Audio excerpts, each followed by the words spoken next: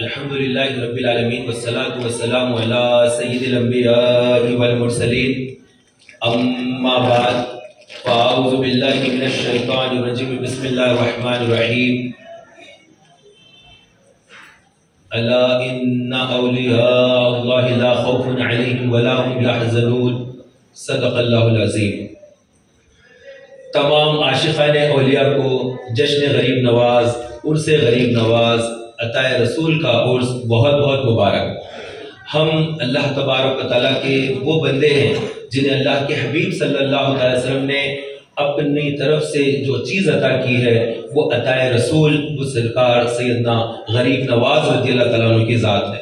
ہندوستان کی سرزمین پر اللہ تعالیٰ کے جو احسانات ہیں ان احسانات میں سے ایک بہت بڑا احسان غریب نواز کی شخصیت ہے۔ یہ وہ ذات ہے، یہ وہ شخصیت ہے جنہیں اللہ کے نبی علیہ السلام نے انتخاب کیا۔ آپ اگر اس وقت مسجد میں آئے ہیں، کچھ دیر کے لیے آئے ہیں، کچھ لمحات کے لیے آئے ہیں، کچھ گھنٹوں کے لیے آئے ہیں، تو اللہ نے آپ کا انتخاب کیا۔ شہر حیدرآباد میں سینکڑوں ہزاروں لاکھوں مسلمان ہوتے ہیں، ان میں سے چند وہ مسلمان ہیں جن کا اللہ نے انتخاب کیا کہ یہ مسجد میں رہیں گے، یہ اللہ کے ذکر میں رہیں گے، یہ عبادت میں رہیں گے۔ تو وہ چند ہے جنہیں کچھ دیر کے لیے چنا گیا، وہ یہاں ہیں۔ تو اللہ نے جس بندے کو اپنے خاص چن لیا، بلکہ اللہ اور اس کے رسول نے جس کا انتخاب کیا کہ دین کا کام ہند میں ہونا ہے، اسلام کو سربلندی ہند میں ہونا ہے، پرچم اسلام کو ہندوستان کی سرزمین پر بلند کرنا ہے، تو ایک ذات کو بھیجنا ہے۔ وہ ذات کوئی اور نہیں، وہ حضرت سید معین الدین حسن سنجری رحمۃ اللہ علیہ، جنہیں اللہ تبارک و تعالیٰ نے اپنے حبیب کی زبان اقدس سے خواب میں بشارہ دے دیا کہ جاؤ ہند کو اور کام کرو دعوت اور تبلیغ۔ کیسے موقع پر آئے ہیں، کیسے حالات میں آئے ہیں، کفر ہی کفر چھایا ہوا، اندھیریاں ہیں، سیاہیاں ہیں، ظلمتیں ہیں۔ ایسے عالم میں اللہ تبارک و تعالیٰ اپنے بندہ خاص کو بھیجتا ہے، جاؤ ہند کی طرف اور ہمارا پیغام عام کرو۔ کون ہے جو اللہ اکبر کی صدا بلند کرے؟ کون ہے وہ اشہد ان لا الہ الا اللہ کا پرچار کرے؟ وہ ایک ذات کا انتخاب تھا، وہ انتخاب رسول ہے، وہ عطا رسول ہے، وہ سیدنا غریب نواز ہے۔ جب آ رہے ہیں ہند پر 40 افراد کا ایک قافلہ لے کر چل پڑے ہیں۔ اب وہ آ رہے ہیں افغانستان کی سرزمین سے۔ اللہ کے نبی علیہ السلام نے دکھا دیا کہ کس طرح سے ہند میں داخل ہوں گے۔ وہ میپ آپ کو نظر آیا، خواب میں جو دیکھا ذہن نشین کیا، اٹھا اور یقین کر لیا کہ جانا ہے۔ عطا رسول کو حکم رسول ہے کہ جاؤ ہند میں اور وہاں پر اسلام پھیلاؤ۔ کفر ہے، دیوی دیوتائیں ہیں، آگ کی پوجا ہے، مٹی کی پوجا ہے، سانپ کی پوجا ہے، سمندروں کی پوجا ہے، بہتے دریا کی پوجا ہے۔ ایک خدا کو چھوڑ کر ہر چیز کی پوجا ہے، حتیٰ کہ شرمگاہ کی پوجا ہے۔ ایک پوجا جس کی ہونی ہے اسی کی عبادت نہیں ہے، باقی سب چل رہا ہے۔ اللہ رب العزت نے اپنے حبیب کو حکم فرمایا اور حبیب نے خواب میں حکم فرمایا کہ جاؤ اور دین کا اسلام کا کام کرو۔ اب آ رہے ہیں 40 درویشوں کا قافلہ ہے اور وہ ان کا سالار ہے۔ وہ سالار چل پڑا قافلہ لے کر، جب آ رہا ہے افغانستان سے تو وہ پہنچا آج کے اعتبار سے پاکستان، پرانے اعتبار سے ہند کی سرزمین لاہور آئے۔ داتا گنج بخش علی حجویری رحمت اللہ علیہ جو پہلے آ چکے، وہاں وصال کیے ہوئے ہیں، وہاں ان کا مزار شریف ہے۔ تو داتا گنج بخش علی حجویری کی بارگاہ میں رک گئے۔ ایک ولی ہے دوسرے ولی کی بارگاہ میں ٹھہر گیا، 40 دن تک وہاں پر قیام کیا، چلا کاٹا اور وہاں پر ذکر و اذکار میں لگے رہے۔ پھر 40 دن کے بعد ان کے شان میں منقبت لکھی۔ اب یہ 40 درویشوں کا قافلہ ہند کی سرزمین کی طرف اور آگے بڑھ رہا ہے۔ دہلی پر آنا ہے، دہلی آنا ہے، اور راستے تمام میں جنگلات ہے، صحرا بھی ہے، اور ان بستیوں سے گزرتے ہوئے آ رہے ہیں۔ تو وہاں پر اذان شروع ہوئی، وقت ہوا، اللہ اکبر اللہ اکبر۔ کون تھا ہند کی سرزمین پر پہلی اذان کہنے والا؟ وہ کون تھا؟ محمد بن قاسم، جو دوسری صدی کے اندر آئے اور آ کر دین کا کام کیا۔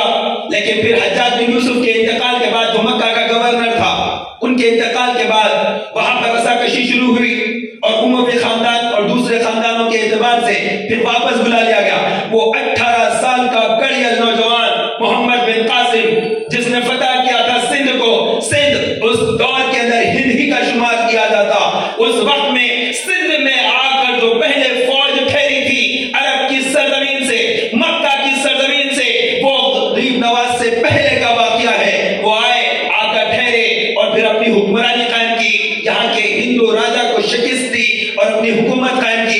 یہ حکومت کا شوق نہیں تھا، یہ حکومت کا لالچ نہیں تھا، منصب اور عہدے کا پرواہ نہیں تھی۔ وہ آئے تھے اس لیے کہ وہاں کی چند مسلم عورتوں کے ساتھ زیادتی ہوئی، اس پر جب بات پہنچی عرب کی سرزمین پر، وہ اس وقت کے غیرتدار مسلمانوں کی بات کر رہا ہوں، آج کے بے غیرتوں کی بات نہیں کر رہا۔ آج کے بے غیرتوں پر سوچ کر اس زمانے پر نہ غور کریں، میں آپ کو 1300 سال پہلے کی طرف لے جا رہا ہوں۔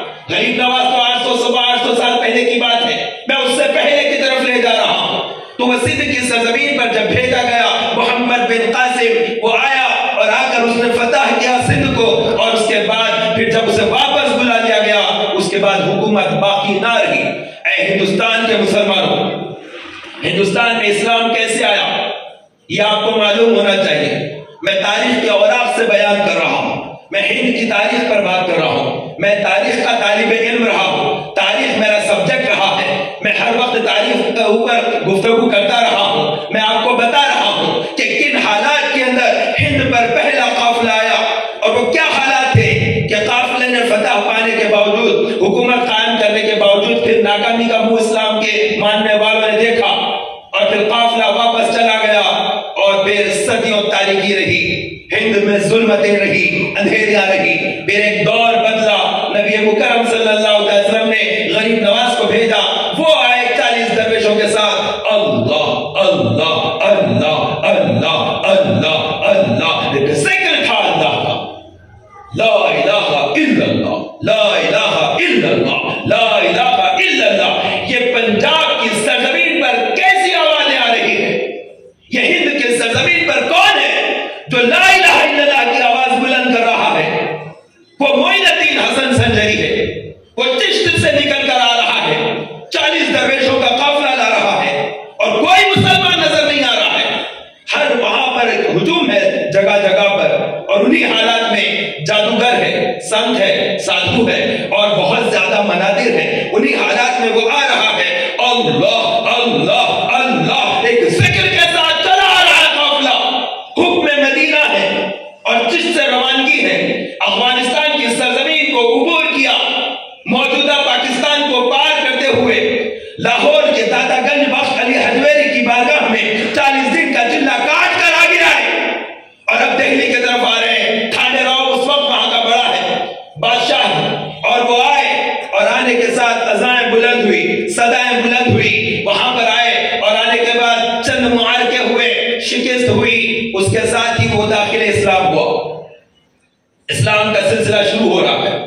اے ہند کے مسلمانوں، آج کے حالات کے تناظر میں آپ بہتر سمجھ سکتے ہیں کہ کیسے سنگین حالات میں غریب نواز ہند کی سرزمین پر داخل ہو رہے ہیں، وہ کیسے حالات ہیں اور کیسا کفر جھول رہا ہے، اور ان حالات میں آئے اور کھانڈے راؤ کو شکست دی، اور اس کے بعد راجپوتوں کے علاقے میں جا رہے ہیں۔ اب یہاں سے نکلے تو راجپوتانہ جو علاقہ کہلاتا ہے وہ پرتھوی راج چوہان کا علاقہ، وہ راجستھان کی سرزمین جہاں پر راج بھی راج ہوتا، راجپوت ہی راجپوت ہوتے، اور میں ہی میں تھا، ان کی تلواریں ہوتی، ان کا حکم چلتا، وہ ایک زبردست حکمرانی کرتے۔ ان بادشاہوں کے درمیان میں جے پور کے علاقوں میں اجمیر کی دھرتی پر غریب نواز آ گئے، اور آنے کے بعد ان کو ستانا شروع کیا گیا، انہیں ستایا گیا، پریشان کیا گیا، انہیں جانور کو باندھنے میں رکاوٹیں ڈالی گئی، پینے کے پانی کے لیے، وضو کے پانی کے لیے رکاوٹیں ڈالی گئی۔ ہر تکلیف کو سہتے ہوئے، جھیلتے ہوئے، ہر رنج کو،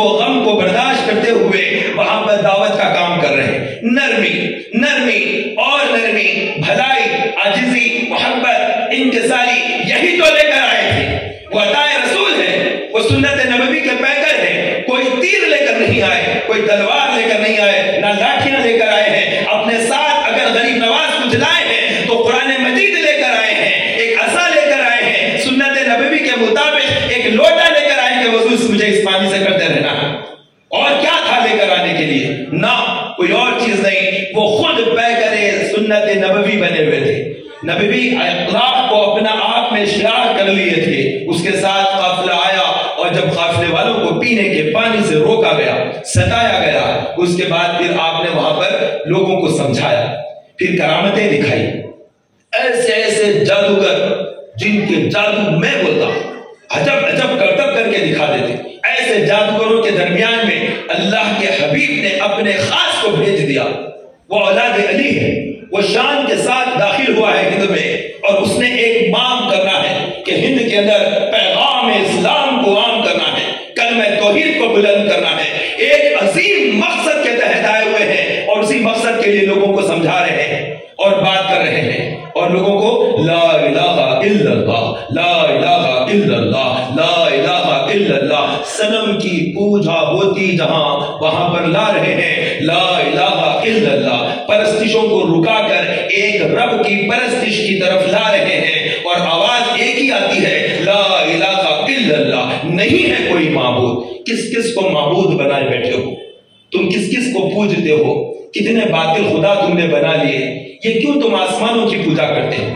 نہ، اللہ کی طرف آ جاؤ، یہ زمین کی پوجا مت کرو، اللہ کی طرف آ جاؤ، تم دیوی دیوتاؤں کو مت پوچھو، آؤ اللہ کی طرف آ جاؤ۔ کتنے خداؤں سے روک کر ایک خدا کی طرف بلانے کا کام کرتے رہے اور اس کے بعد مشکلات کو جھیلتے رہے، اور اسی اثنا میں جب بہت زیادہ ستایا گیا اور پھر آپ کے متبعین کو پکڑ پکڑ کر جیل کی سلاخوں کے پیچھے ڈال دیا گیا، اب غریب نواز اس وقت میں محمود غزنوی اس دور کے، اس کے بعد پھر محمد غوری کا دور۔